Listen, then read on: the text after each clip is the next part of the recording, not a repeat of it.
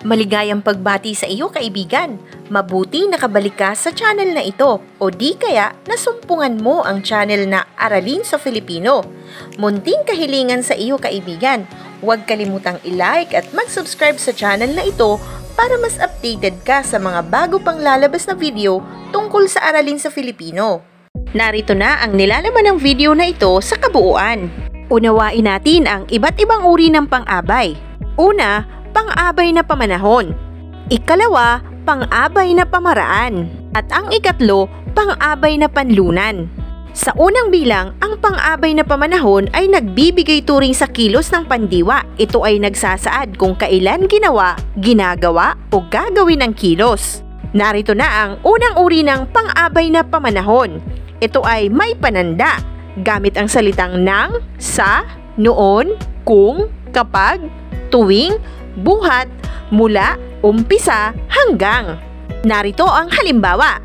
Una, mula noong unang bugso ng pandemya, talagang naalarma na ang mga tao. Ang ginamit na salita na pananda ay mula noong. Ikalawang halimbawa, tuwing ikaw ay lalabas ng bahay, siguraduhin mong ikaw ay may suot na face mask. Ang ginamit na pananda ay tuwing ikaw. Ikatlong halimbawa, umpisa bukas ay gigising na ako ng maaga. Ang ginamit na pananda ay umpisa bukas. Narito naman ang ikalawang uri ng pang-abay na pamanahon at ito ay walang pananda. Ginagamit ang mga salita na kahapon, kanina, ngayon, mamaya, bukas. Narito ang mga halimbawa. Unang pangungusap, kahapon ay nakipagkita si Pranbon sa ermitanyo upang humingi ng tulong. Ang ginamit na salita ay kahapon. Ikalawang halimbawa, ngayong araw ang pinakamataas na kaso ng COVID-19 sa Pilipinas.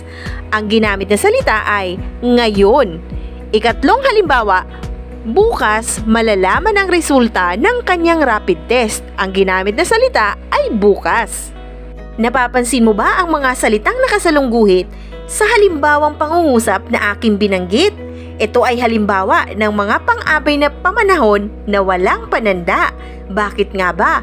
Dahil kung iyong susuriin, ito ay tuwirang nagsasaad ng panahon kung kailan ginawa ang kilos. Dumako naman tayo sa ikatlong uri ng pang-abay na pamanahon. Ito ay nagsasaad ng dalas, tulad halimbawa ng mga salitang araw-araw, tuwing, taon-taon at buwan-buwan. Narito ang mga halimbawang pangungusap. Una, buwan-buwan tumataas ang konsumo namin sa kuryente. Ikalawa, pinapaalalahanan ng lahat araw-araw na maghugas ng kamay anuman ang hawakan. Ikatlo, taon-taon ay malaki ang dumadagdag sa populasyon sa Pilipinas. Dumako na tayo sa ikalawang uri ng pang-abay at ito ay pang-abay na pamaraan. Naglalarawan kung paano naganap, nagaganap o magaganap ang kilos na ipinapahayag ng pandiwa.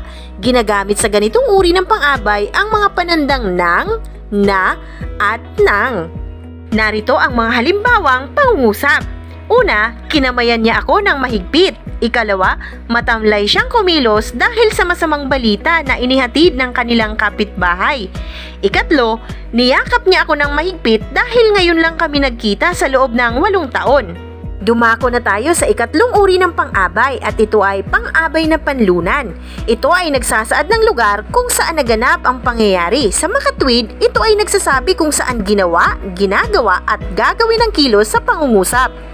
Sa ibang pananalita ay tumutukoy ito sa puok na pinangyarihan o pinangyayarihan ng kilos sa pandiwa.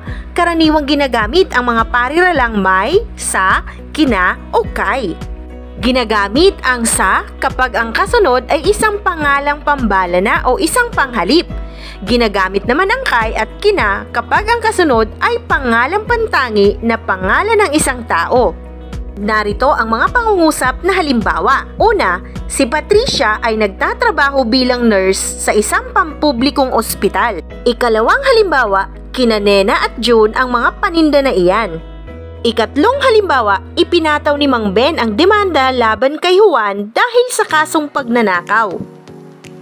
Isa na namang aralin ang natapos natin. Maraming salamat muli sa iyong panunood sa channel na ito. Munting kahilingan kaibigan, huwag kalimutang i-like at mag-subscribe sa channel na ito para mas updated ka sa mga bago pang video na lalabas tungkol sa aralin mo sa Filipino.